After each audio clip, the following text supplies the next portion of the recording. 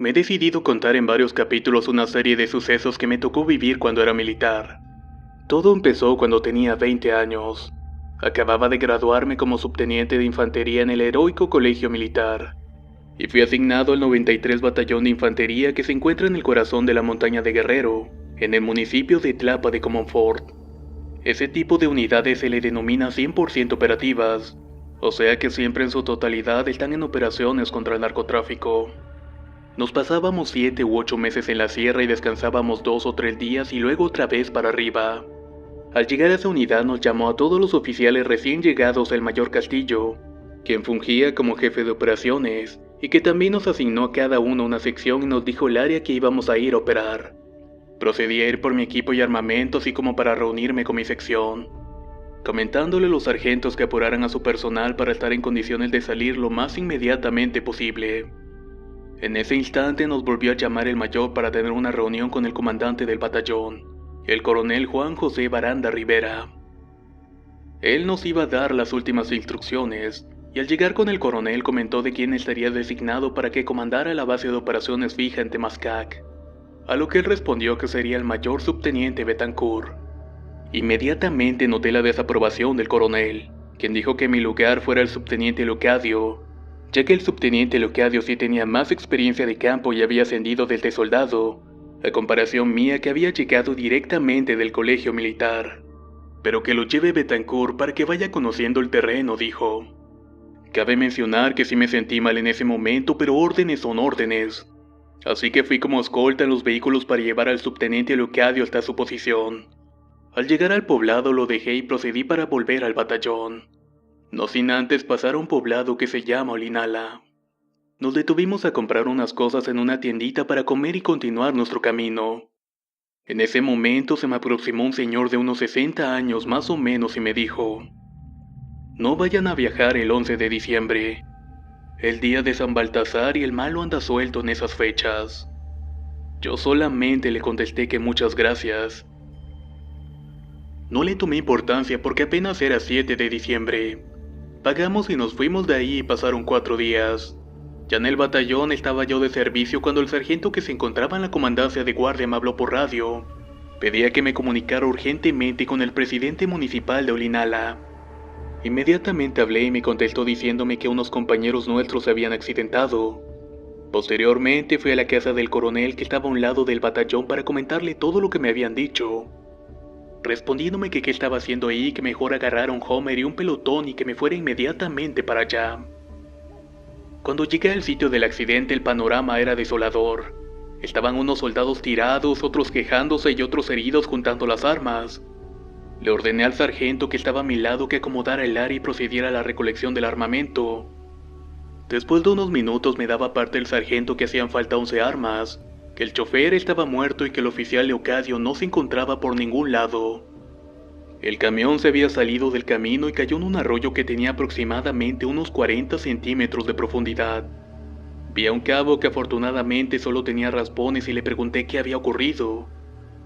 Me dijo que habían ido a un pueblo a comprar cosas pero que encontraron todo cerrado y que iban de vuelta a otro pueblo. Pero en eso un señor se les acercó y les dijo: no se vayan, es mejor que se queden aquí en mi casa. Hoy es un día malo. El oficial dijo que más malo iba a ser si no encontraban nada que comprar, así que apuraron el paso al otro pueblo. Que iban en el camino y sintieron como algo había agarrado el camión por la cola, que lo había sacudido y que lo había aventado al arroyo. Cabe mencionar que en el pavimento no había marca de llantas, o sea que no iban a exceso de velocidad, y que además al caer escucharon una jauría de perros. Pero cerca de ahí no había casas, ranchos y ningún perro cerca. Entonces empezaron a llegar las ambulancias y los peritos. Ahí me fijé en el arroyo y alcancé a ver una mano que salía de la parte trasera del camión debajo de la llanta. Allí estaban los soldados y las armas que hacían falta. Un total de 11 soldados muertos, un oficial desaparecido y sin ninguna explicación lógica. Pasarían unos minutos y del pueblo venían aproximadamente unas 100 personas, todas caminando con veladoras en las manos. En eso el señor que me había encontrado en la tienda me dijo: ya ve lo que pasó. No creyeron y no hicieron caso y el malo se lo llevó. No contesté nada porque estaba desconcertado por todo lo que estaba viendo. Incluso muchos murmuraban diciendo que el malo se los había llevado, ya que en el pueblo escucharon cómo había pasado una jauría de perros, mismos que se llevaron las almas de esos soldados. Un aire gélido recorrió mi cuerpo cuando uno de mis soldados me preguntó: ¿en dónde está el subteniente Leocadio? En ese momento reaccioné y mandé un pelotón a buscarlo. No podría estar muy lejos. En esos instantes iba llegando ya el coronel comandante del batallón con una escolta y personal médico. El coronel me ordenó que con el personal que quedaba y parte de su escolta me fuera a la base de operaciones, ya que solo se había quedado una escuadra ya sola, así que me retiré del lugar. En el camino a lo lejos logramos ver una silueta de una persona y al rebasarla notamos que era el subteniente Leocadio. Dimos el alto total unos metros adelante y nos bajamos para ir a verlo. ¿Y cuál fue nuestra sorpresa de que no había nada más que oscuridad? Tal vez eran como las 3 de la mañana y estuvimos lampareando el sitio, pero no encontramos nada. Seguimos nuestro trayecto y al llegar a la base de operaciones salió el cabo de turno a darme novedades. Le comenté lo que había pasado y me dijo que no podía ser, que hace como 30 minutos llegó el subteniente Leocadio por su cartera. Le dijo que había olvidado la cartera y se retiró rápidamente ya que había dejado el Homer abajo en el camino, ya que nuestra base se encontraba en un cerrito. Le pregunté que cómo lo había visto, que si llevaba alguna herida o algo extraño. Él me contestó que no, que lo más raro que había visto es que habían 5 perros que lo estaban siguiendo. Ya para entonces el miedo empezó a apoderarse de todos, pues eran muchas las cosas que no tenían sentido, por lo que optamos no bajarnos de los vehículos y no dormir hasta que amaneciera. Ya al amanecer me hablaron por radio el jefe de operaciones, comentándome que iba en camino a dejarme 2 pelotones para completar la sección y que yo me iba a quedar como comandante. Estuvimos en esa base cerca de 3 meses y todos los días hablábamos de lo que había sucedido esa noche, también de que vimos al subteniente Leocadio caminando en el camino solo, y de lo que me había comentado el cabo en turno que había ido por su cartera y de los perros.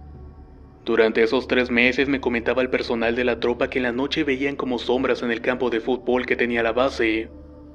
Pero un día martes recuerdo bien a un soldado de nombre Samuel al cual le apodábamos la Parca. Le platicó su sargento que una señora en la noche se le acercó y le dijo que venía a despedirse.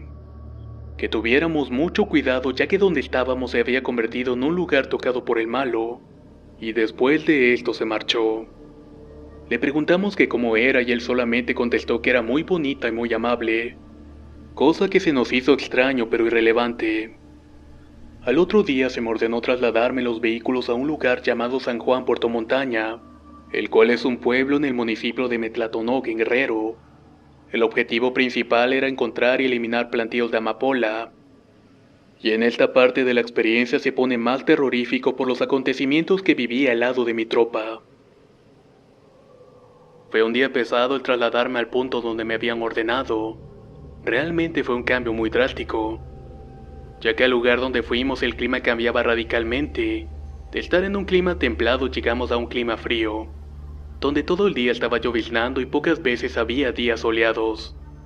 En las mañanas encima de los zules que le poníamos a las casas de campaña amanecían con una capa de hielo, y también había mucha neblina en el sitio. Todavía recuerdo el rico olor de café que hacía el cocinero en la mañana con canela. Fueron días relativamente tranquilos pero con mucho trabajo, y había muchas barrancas infestadas de plantíos de amapola. La base de operaciones se encontraba en lo alto de una pinera, y a las faldas de los cerros que se encontraban en el poblado de San Juan Puerto Montaña. Esto ya estaba pegado en los límites de Oaxaca y Guerrero. A un lado del pueblo estaba el panteón que podíamos ver perfectamente, ya que estaba a escasos 150 metros en línea recta. Un día en la mañana, al estar alistándonos para salir a reconocer, me habló un sargento Juan Amaya, comentándome que lo acompañara y así lo hice. A espaldas de nuestro campamento encontramos algo así como un altar de puras piedras. Este medía más o menos 1,5 metros y estaba en forma de pirámide. Encima de las piedras había sangre y plumas de gallinas, pero nada de carne ni piezas de los animales sacrificados más que los picos de las aves. Nos quedamos atónitos y nadie dijo una palabra. Solo atiné a decir que siguiéramos con el trabajo y que no hiciéramos caso. Era sábado y el plan era llegar más o menos temprano de los reconocimientos para poder descansar y el domingo tomarlo como un día de recuperación. Así el personal podía lavar y hacer limpieza del armamento. Llegamos como a las 3 de la tarde y empezó a llover y a bajar la temperatura muy rápidamente. Todos nos cambiamos y nos arropamos para meternos a nuestra casa de campaña, y así resguardarnos de la lluvia y el frío. En mi casa de campaña tenía un radio el cual prendí y me recosté quedándome profundamente dormido.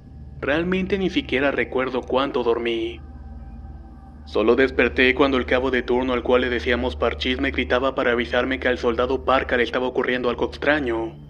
A este soldado le apodábamos así porque era extremadamente flaco. Salí inmediatamente y estaba el soldado de sanidad checando el pulso y los signos vitales, y el soldado tenía la mirada algo perdida. En cuanto lo vi le dije: Parca, ¿qué es lo que tienes? Sus ojos giraron a verme y se sentó tomando bastante aire y me dijo: Estoy bien, comandante, solamente no podía despertar. Lo tuvimos en observación toda la noche y todo estaba normal. Al otro día le mandé a hablar y le pregunté qué era lo que había pasado. Él me respondió que la silueta de una mujer se puso a un lado de él y que quería levantarse y que no lo dejaba, que la mujer le puso la mano en el pecho y le decía que no se parara porque había peligro. Yo solamente le comenté que eso probablemente fue una pesadilla y que no tenía que preocuparse más. Al caer la noche reuní la sección para tener una plática y dar instrucciones para el siguiente día, y después de esto nos retiramos a dormir. Estaba ya muy dormido cuando escuché una ráfaga de disparos. Inmediatamente escuché que mi sección procedió a establecer el plan de defensa. Salí arrastrándome de mi casa de campaña y le grité al cabo en turno para que me dijera quién había disparado. Él me dijo que había sido alguien del lado oeste de la base, así que esperamos 5 minutos para ver si continuaban los disparos. Esperamos y lo único que escuchábamos era el aire gélido que pasaba por las ramas de los pinos. Junté un pelotón y fuimos a ver quién había disparado. Llegué y alumbré con mi lámpara donde se encontraba el puesto de vigilante. Y ahí lo vi sentado con las armas entre las piernas y recargado en un tronco con el pantalón todo orinado del miedo. Era el soldado Parca. Le hablé y le dije: Parca, ¿qué es lo que tienes? Solamente levantó su mano señalando hacia el panteón que se encontraba en esa dirección. Alumbré y vi 3 perros caminando y en eso voltearon y sus ojos alumbraron por la luz de las lámparas. Yo solamente volteé a ver a la Parca y le dije: ¿Cómo eres de miedoso? Así se le ven los ojos a los perros cuando se le alumbran con una lámpara. Al terminar de decir esto, simultáneamente uno de los animales se puso en 2 patas y luego empezó a caminar de forma humana. No lo podía creer. No sabía realmente qué estaba pasando y ni siquiera podía saber si lo que estábamos viendo era real. No había duda que aquella criatura de 4 patas se había levantado y caminaba en 2 patas de forma humana. Más bien daba paso por paso y su aspecto era más al de un perro corriente, y al voltear a vernos se fue caminando con dirección al panteón. No era algo lógico y mucho menos algo natural. El miedo se apoderó de nosotros y nos quedamos inmóviles sin poder decir palabra alguna. Por fin pude moverme y cargar mi arma para apuntarle a la criatura. Accioné el disparador y solamente se escuchó un clic, pero el cartucho no percutió. Volví a cargar y salió el cartucho de la recámara disparado a un lado y nuevamente se escuchó un clic. De repente la mano de uno de mis sargentos que se encontraba a mi lado la puso sobre el arma y me dijo: Es inútil, comandante, no va a disparar, bájela y mejor vayámonos de aquí. Bajé el arma y nos dirigimos de vuelta al campamento y me acuerdo que los compañeros del pelotón de la Parca lo pararon y se lo llevaron cargando. Al llegar al campamento le dije a los sargentos que juntaran toda la leña posible e hicieran una fogata, y que hiciéramos un círculo con la espalda hacia la alumbrada sentados y esperando al amanecer. Todos estábamos callados sin decir comentario alguno. En cuanto empezaron a verse los primeros rayos del sol le hablé al cabo de transmisiones Traca, ya que así se les conoce a los de transmisiones en el ejército. Solicita una conferencia con el jefe de operaciones, le dije, e inmediatamente prendió su radio y empezó a llamar al batallón. A la media hora más o menos contestó el jefe de operaciones. Contesté: buen día, aquí Castillo reportándose. Solicito reubicarme por mis propios medios a otra área, ya que los plantíos me quedan lejos de donde me encuentro. Aunque ese solamente era un pretexto para irme del sitio. Me dieron la autorización e inmediatamente procedimos a levantar el campamento y a organizarnos para irnos de ahí. Yo estaba inquieto e impaciente de lo que vi porque no sabía si era real o no, por lo que le dije a un cabo que reuniera su escuadra. Ya que reunió su escuadra, nos fuimos con dirección al panteón a donde habíamos visto a los perros. Ya era de día y de hecho de los pocos días en los que había salido el sol a todo lo que daba. Se veía hermoso el paisaje en la sierra y al llegar a las orillas del panteón le dije al cabo: vamos a dar una vuelta y a ver qué vemos. Recorrimos el panteón y notamos que tenía un aspecto de total abandono. En eso vi que un soldado se agachó y recogió algo. El cabo le gritó que dejara eso y que mejor no lo tocara. Así que fui deprisa a ver lo que había recogido y al ver lo que estaba en el suelo era como si me hubiera caído un bloque de hielo en la espalda. Ahí estaba la cartera del subteniente Leocadio. Nos retiramos rápidamente del lugar preguntándonos cómo había llegado ahí. Cabe mencionar que donde se accidentaron a donde estábamos nosotros eran aproximadamente 1 día y medio de camino en vehículo. No había explicación lógica de por qué nos estábamos encontrando la cartera en el panteón. Llegué al campamento y ya estaba lista la gente, por lo que le ordené a los sargentos que comenzáramos a avanzar hacia las nuevas coordenadas que les di. En el camino nos encontramos un camión que vendía frutas y verduras que se encontraba atascado. El conductor pidió nuestro apoyo y nosotros gustosamente le ayudamos entre todos a sacar el camión. Dicho conductor era de aspecto indígena y muy amablemente nos preguntó: ¿de dónde vienen, señores? Le contesté que veníamos del pueblito que estaba atrás de aquel cerro. Él se quedó un poco pensativo y me comentó: ¿y a poco no les hicieron daño? ¿Cómo que daño?, le respondí. Es que en ese pueblo hay mucha brujería, por eso casi nadie viene para estos lugares más que los que siembran hierba mala. Tengan mucho cuidado. La gente que ha venido aquí siempre lleva algo malo con ellos. Mi mente seguía dando vueltas tratando de unir los cabos de lo que estaba sucediendo, cuando de pronto sentí que ya estábamos llegando al punto de reunión donde nos íbamos a establecer. Pasaron 3 meses desde aquella situación y para muchos de nosotros ya lo empezábamos a superar. Cierta noche reuní a toda mi sección. Estábamos alrededor de la fogata y hacía mucho frío. Todos tomábamos café con galletas de animalitos ya que no había más en el campamento. La noche iba normal hasta que a lo lejos alcanzamos a escuchar un gruñido.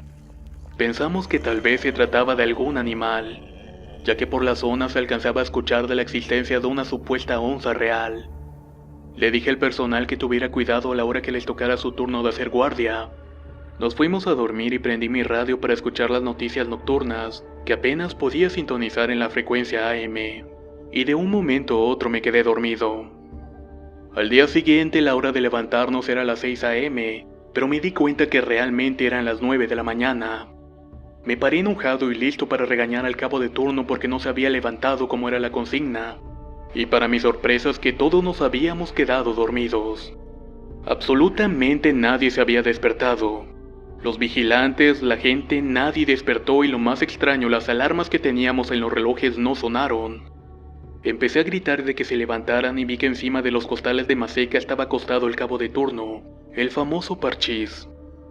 Le llamé y empecé a regañarlo cuando un sargento me daba parte de que faltaba el soldado La Parca. Enseguida mandé a su pelotón a buscarlo pensando de que tal vez se había ido al baño, mientras le pedía explicaciones al cabo de que por qué se había dormido, contestándome que no sabía el porqué y de que los vigilantes tampoco se habían dado cuenta. Prácticamente pasamos toda la noche sin vigilancia. Pasó un buen rato y volvieron de buscar al soldado La Parca dándome parte de que no había rastro de él. Entonces decidí agarrar 2 pelotones y dejar uno en la base para continuar buscándolo. Lo más raro es que su armamento y su equipo aún estaban en la base. Inclusive sus botas estaban ahí, era imposible que se hubiera ido descalzo. Lo buscamos todo el día y en la noche volvimos a la base disparando al aire varias veces para ver si así con el sonido se ubicaba y volvía. Nos dispusimos a dormir para que al otro día continuáramos con la búsqueda. Como a eso de las 5 de la mañana desayunamos y nos fuimos a buscar nuevamente a La Parca. Teníamos la esperanza de encontrarlo aunque mi mente ya imaginaba lo peor. Todos nos preguntábamos cómo era posible de que nadie lo hubiera visto cuando se había ido. o cómo todos nos habíamos quedado dormidos sin poder despertar. Nuevamente todos nuestros esfuerzos para encontrar a nuestro compañero fueron en vano, ya que ni siquiera encontramos una huella de él. Llegamos en la noche con la moral por los suelos y le dije al transmisiones: si mañana a las 2 de la tarde no lo encontramos, manda un radiograma diciendo que el soldado Park abandonó la base de operaciones. Esa noche se sentía un frío inusual en el ambiente. No sé si por la preocupación o por el miedo que volvía a tocar nuestros pensamientos. Entré a mi casa de campaña y me metí a mi sleeping y comencé a rezar que donde quiera que estuviera la parca se encontrara bien. Pasaron las horas y no podía dormir, por lo que me salí de la casa de campaña y fui a la fogata donde se encontraba el cabo de turno. Le pedí que me pusiera un poco de agua para el café. Él me dijo que ya estaba preparado porque nadie lo había tomado, así que me serví un poco y prendí un cigarrillo.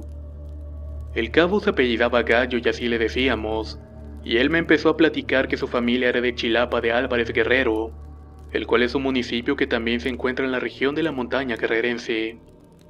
Ahí se hablaba mucho de historias de nahuales, encantos y brujería, que así era la gente de esa región, y así estuvimos platicando por espacio de 2 horas aproximadamente hasta que le dije: bueno, Gallo, me voy a dormir y estamos al pendiente. Volví a la casa de campaña y no sé cuánto tiempo pasó, pero de repente escuché la voz de alerta. Dije: alto, alto disparo. Salí y le pregunté al cabo en turno que qué ocurría y quién andaba en la maleza, así que tomé mi arma y junto con 2 soldados más fuimos a ver qué estaba haciendo ese ruido. Mientras tanto el personal ya estaba implementando el plan de defensa. Tomamos las lámparas y fuimos al sitio y salió corriendo el soldado La Parca totalmente desnudo y todo arañado gritando de pavor. Un soldado alcanzó a tirarlo y su sargento llegó con una cobija para tapar su cuerpo, ya que estaba arañado como si un animal lo hubiera atacado. Había escuchado muchas veces historias y relatos de terror, pero de alguna manera jamás los creía del todo. Era un tanto escéptico en esas creencias y hasta ciertos momentos las tachaba de relatos irreales o inventados. Pero eso desaparecería con los hechos que les estoy contando. Yo estaba ahí viviendo y viendo en carne propia junto con mi sección todos esos hechos, que me atrevería a decir que eran sobrenaturales, ilógicos e inexplicables. Por fin pudimos tranquilizar al soldado La Parca y un elemento de sanidad le inyectó un diazepam y causó efecto en unos 15 minutos. Reuní a mis sargentos, de los cuales 2 habían estado desde el accidente del subteniente Locadio. Empezamos a platicar desde todo lo que había sucedido desde entonces, opinando cada quien su versión de los hechos. Llegamos a la conclusión de mandar a un elemento a Tlapa de Comonfort para que comparara varias cosas religiosas, y así las pudiera llevar a bendecir. Mandamos a un cabo con la encomienda de traer lo que habíamos platicado, y al otro día más tranquilo nos reunimos con el soldado La Parca para preguntarle qué era lo que había pasado. El soldado quedó un momento en silencio y con la mirada perdida como viendo algo que no existía comentó: no sé en qué momento desperté y solamente me vi tirado en un lugar que no conocía, y a mi lado se encontraba el subteniente Locadio. Este estaba a espaldas hacia mí y me decía que no me moviera. No le hice caso y salí corriendo, y fue en ese momento que sentí como que algo me tomaba del cuello y me tiraba boca abajo. No podía ver eso, pero sentía que me estaba rasguñando. Era tan fuerte el dolor que sentía que me desmayé y solo alcancé a escuchar que el subteniente Locadio gritó: ya déjalo, ya nos tienes a nosotros. De ahí una voz de una mujer comentó que aún le faltaban más. Después desperté desnudo y estaba en una zanja llena de huesos de animales y listones rojos. A lo lejos alcanzaba a ver la base, así que empecé a correr en esa dirección. Pero por más que corría no llegaba y parecía que no avanzaba nada. Así estaba hasta que de pronto pasó un señor en una mula y me dijo: no corras, hijo, camina, y cuando llegues al pirul que está ahí corre con todas tus fuerzas y no voltees para atrás. Yo sí lo hice, comandante, y la verdad es que no recuerdo nada más. El de sanidad le dijo: voltéate para hacerte las curaciones de los rasguños y heridas que tienes, y al voltearse las heridas ya habían secado como si tuvieran más de una semana. Otra cosa extraña es que nunca probó agua o comida durante esos 2 días, y no presentaba ningún cuadro de deshidratación o hambre.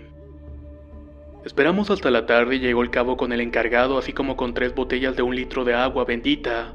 Pusimos las cruces alrededor de la base y en cada casa de campaña también pusimos otras, que él rezaría y le pediría a Dios por nosotros y que en cuanto pudiéramos fuéramos a verlo también.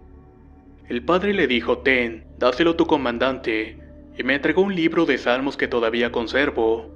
Él le dijo que leyera un salmo diario antes de dormir y así lo hicimos. Pasaron 2 meses más o menos y todo permaneció muy tranquilo. El soldado Parka ya había superado aparentemente ese episodio al igual que nosotros y las actividades eran normales. El soldado Parka ya había superado aparentemente ese episodio al igual que nosotros. Las actividades eran normales y todo parecía haber quedado en el pasado. Cuando un día al cabo de transmisiones me habló diciéndome que había llegado un radiograma, el cual pedía que fuéramos a un pueblo llamado Coicoyán de las Flores, todo esto con intención de implementar el plan de N3. Nos preparamos y nos fuimos en esa dirección. Ya en el camino y al ir por una vereda vimos que el soldado La Parka de la nada tiró su mochila y se desvió del camino con dirección desconocida. Nos acercamos a él y su sargento le preguntó que a dónde iba, y el soldado La Parka le respondió: «Me está llamando, me dice que vaya». Pero nuevamente presentaba una mirada perdida y su aspecto era el de una persona muy enferma. No teníamos idea de qué le estaba ocurriendo. Siempre había pensado que las personas poseídas o con pactos con el mal eran personas malas, o al menos personas que solamente buscaban hacer daño. Pero no era el caso de mi soldado La Parka. Él antes de todo era una persona alegre, extrovertida, entusiasta y siempre sacaba alguna ocurrencia que nos hacía reír bastante. Era un hombre bastante confiable y hasta un galán con las mujeres. Pero todo eso desapareció convirtiéndose en una persona callada y solitaria. Desde que desapareció esos 2 días pasé por consigna que nunca lo dejaran solo, y sobre todo en las noches estaba un vigilante a un lado por cualquier cosa. Ese día que volvió a perder la conciencia, el personal de su pelotón lo detuvo y lo jaló de vuelta al camino. Estuvo desmayado como por 5 minutos, mientras que el cabo de sanidad le ponía torundas de alcohol en la nariz para que reaccionara. Estas causaron efecto y abrió los ojos, pero su semblante había cambiado. Tenía una cara de maldad. Empezó a decir que era el señor de los 7 males que creaba y destruía todo lo que él quería. Al mismo tiempo lo detenían 3 soldados de sus piernas, brazos y cabeza, y de un momento a otro volvió a desmayarse. Pero esta segunda vez dejó de respirar y no tenía pulso, por lo que el de sanidad comenzó a darle respiración cardiopulmonar. Había caído en paro y sus labios comenzaron a tomar un tono morado. Nuestro amigo La Parka se nos iba, pero gracias a la pericia del de sanidad logró que éste reaccionara gracias a la respiración boca a boca. Lo raro de todo es que al despertar estaba peor. Éramos 6 soldados y no lo podíamos contener. Alguien sacó una cobija y una piola y como pudimos lo envolvimos y lo amarramos. Ya estaba muy desgastado, así que le hablé al de transmisiones y le dije: «Traca, quiero una conferencia urgente con el mayor médico del batallón, por favor». En cuestión de minutos el mayor estaba a la escucha en el radio. Le explicamos lo que pasó, pero obviamente nadie dijo nada de lo que había sucedido, pues nos iban a tachar de locos y hasta podíamos meternos en problemas. El mayor le dijo al de sanidad que le inyectara 3 milímetros de diazepam, a lo que éste le comentó de que esto ya no era posible porque llevaba 6 milímetros y otra dosis sería fatal. Entonces el mayor le dijo que le provocara un vómito, que tal vez era algo que había comido, pero nosotros sabíamos muy bien que no era así. Pero el de sanidad le respondió esta vez que le había dado agua con sal y nada, no había surtido efecto alguno. «Canalízalo y salgo inmediatamente para allá. Trata de mantenerlo estable», mencionó el mayor. Así lo hicimos y durante ese tiempo La Parka se despertaba y dormía, pero siempre que despertaba lo hacía de una forma demoníaca, hablando que todo lo que lo rodeaba sería eliminado. Cayó 3 veces más en paro respiratorio, pero afortunadamente las 3 veces logramos regresarlo. Pasaron como 6 horas y llegó el mayor médico del batallón. Bajaron la camilla y como pudimos lo pusimos en ella y en eso volteó La Parka y le dijo al doctor: «Nunca van a llegar». El doctor solamente se rió y dijo: «Estuvo bueno lo que se metió este cuate, ¿verdad?», aunque realmente ignoraba los antecedentes. Se llevaron a La Parka y nosotros veíamos cómo se alejaban los vehículos. Todos quedamos con algo de paz interna y continuamos nuestro camino. Sin embargo, no habían pasado ni 10 minutos cuando el de comunicaciones me dijo: «Comandante, el doctor quiere tener una conferencia con usted». Tomé el radio y dije: «Betancourt a la escucha. Adelante, jefe». «Betancourt, necesito que vuelvas al Homer Ambulancia porque este se descompuso». Me vi a la cara con varios compañeros y contesté de que íbamos en camino. Llegamos a donde se había descompuesto el Homer Ambulancia. El chofer comentó que esa era la última subida para agarrar la carretera Chilpancingo, pero cada vez que trataba de subirla se le apagaba el vehículo. En eso la parca dijo: ya les dije que nunca vamos a llegar. El doctor enojado solamente dijo que le taparan la boca. Ya estaba oscureciendo y no podíamos hacer mucho, así que el sargento Amaya se me acercó y me dijo: comandante, venga, vámonos con la parca y mírelo. La parca estaba como si no hubiera pasado nada y se encontraba tranquilo. Además su aspecto era normal, así que le pregunté que cómo se sentía. Él solamente me dijo: comandante, le quiero pedir un favor. En mi cartera tengo una estampita de San Gabriel Caballero. ¿Me la puede leer, por favor? Claro que sí, le respondí. Pasé a leer la estampita y luego cayó dormido.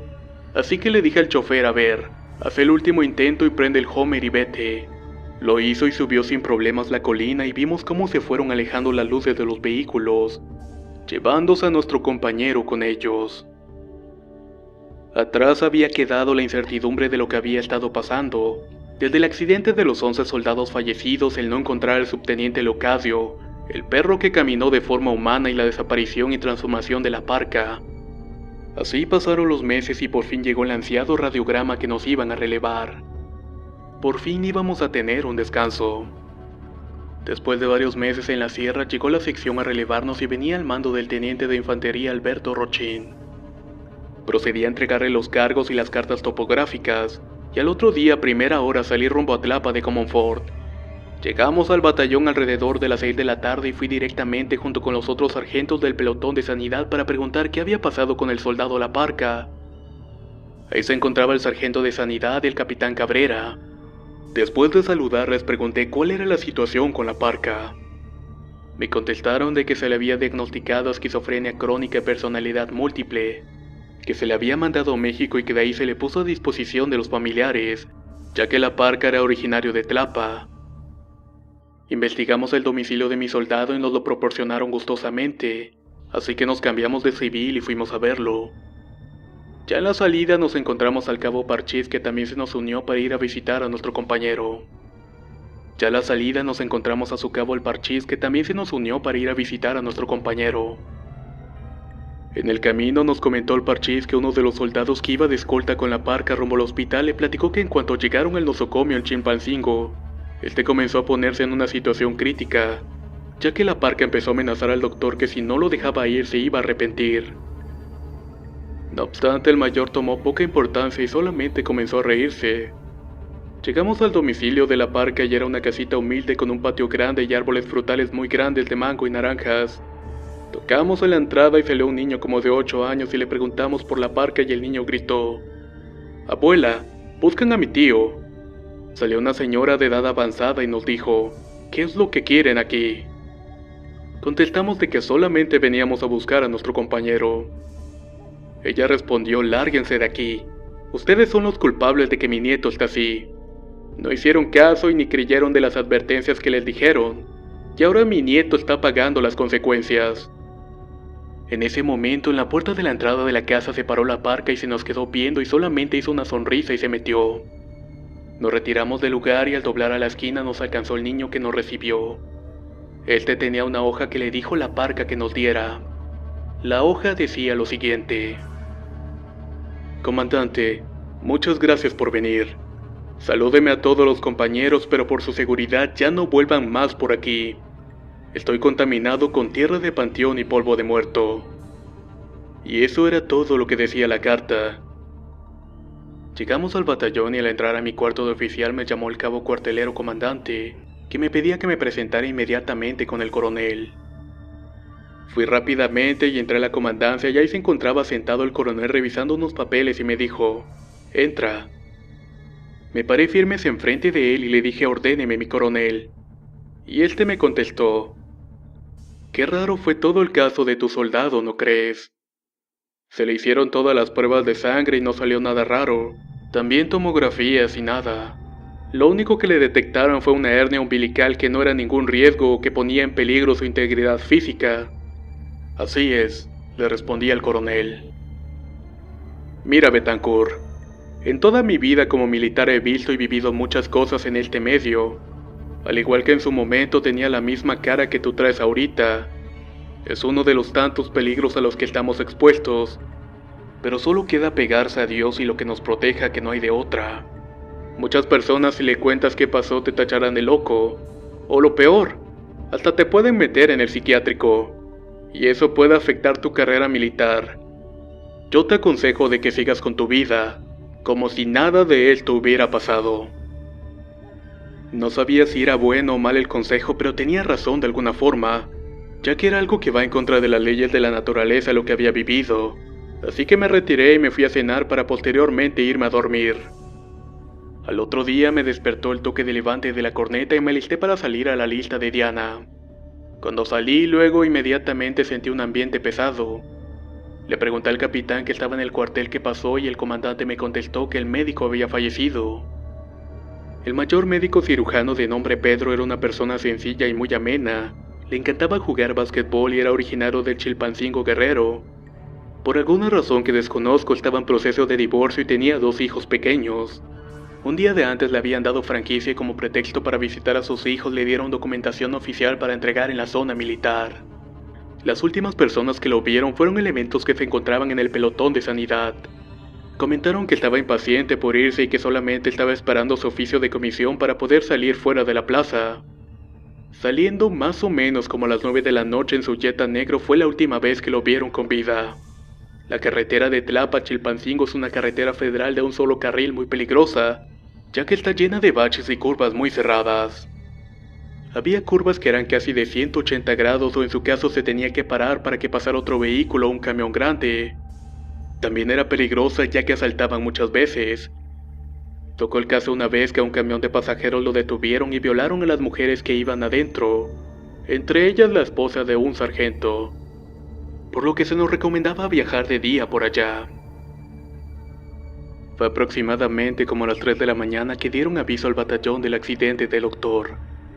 Fue a la altura de unas 2 horas antes de llegar al municipio de Chilapa en una curva en forma de L, donde se fue de frente el vehículo del doctor cayendo aproximadamente unos 200 metros en la barranca de la montaña. Los peritos llegaron y comentaron de que no había huellas de neumáticos del vehículo de otro vehículo que pudiera haber hecho perder el control. En pocas palabras, solamente se fue de frente, y al desbarrancarse empezó a incendiarse muriendo calcinado en ese lugar. En las fotos que sacaron se veía claramente cómo el cuerpo estaba totalmente calcinado. No fui al funeral porque no me sentía con ánimos de ver más muertes.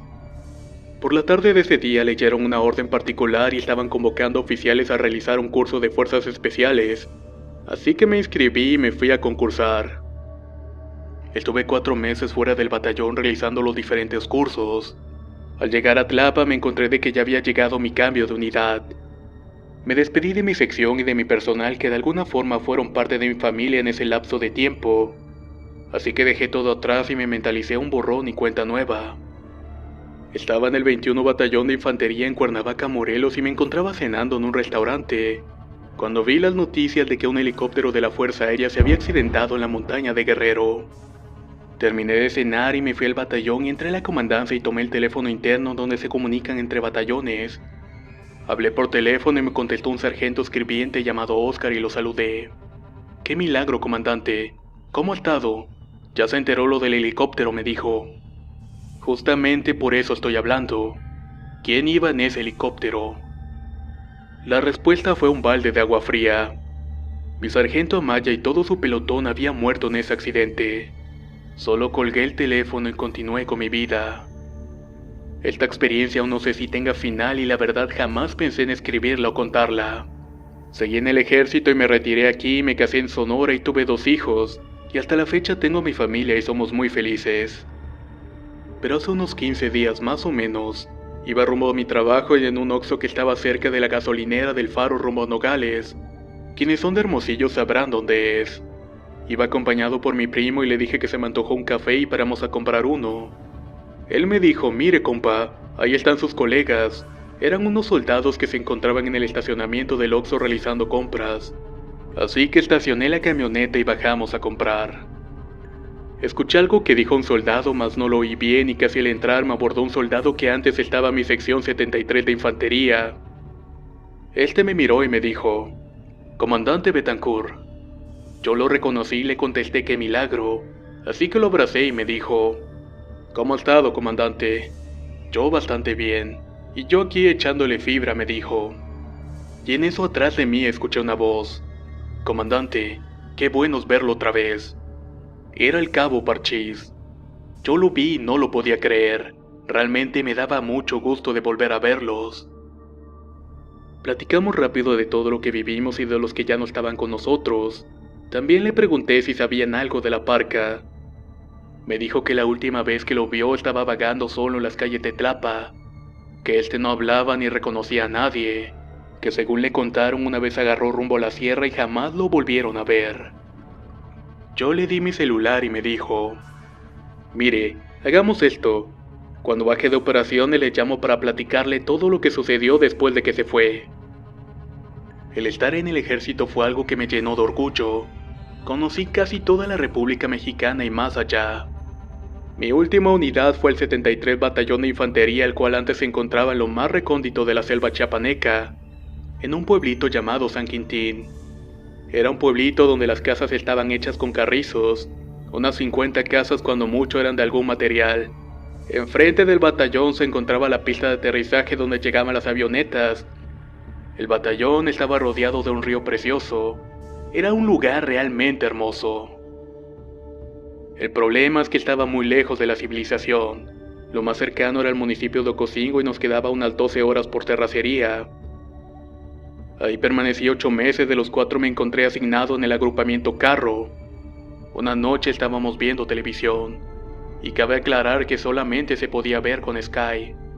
De pronto escuchamos como una estampida de caballos. Salimos a ver qué era, pero no había nada. Fue raro, pero hasta cierto punto lógico, ya que había mucho aire y pensábamos de que había sido eso. Al otro día le tocaba ir de escolta a otro oficial que se encontraba ahí.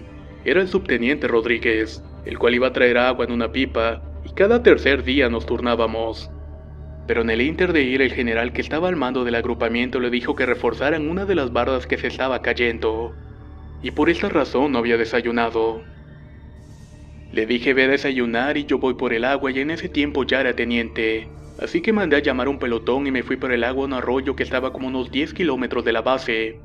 Al volver me fui directo al comedor donde se encontraba desayunando el subteniente. Me senté en una esquina y comenzamos a platicar porque queríamos hacer un mini torneo de fútbol entre pelotones. Cuando solo alcancé a ver cómo la parte del cañón de un arma salió de un costado mío y disparó el pecho del oficial. Cayó de costado y entró un cabo de nombre Agapito. Volteó, me vio y dijo: Salga de aquí, comandante. Esto no es para usted.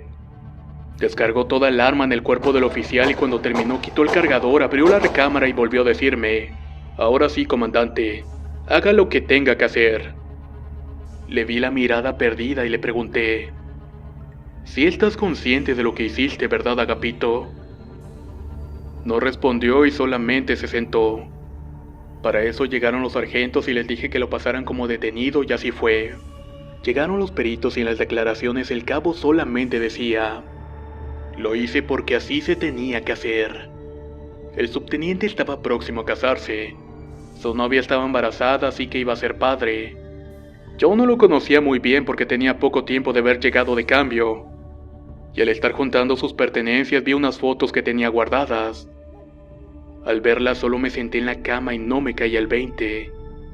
Estaba retratado exactamente en el mismo lugar donde teníamos nuestra base en Guerrero, donde vimos al perro caminar de forma humana. Seguí buscando en su maleta y en efecto, él venía de cambio del 93 Batallón de Infantería. Tenía fotos del batallón y de las áreas donde estuvo operando. Dirán ustedes o algunos no me creerán que son muchas coincidencias o exageraciones, o tal vez hasta mentiras. Lo que sí les puedo asegurar que a partir de esas experiencias la forma de ver la vida me cambió totalmente. Estoy convencido de que hay algo después de la muerte, que sí existe la maldad así como existe el bien, y al igual que ustedes quedarán muchas preguntas sin resolver. Solo espero que pronto el cabo Parchís baje de operar y me contacte para platicar con él.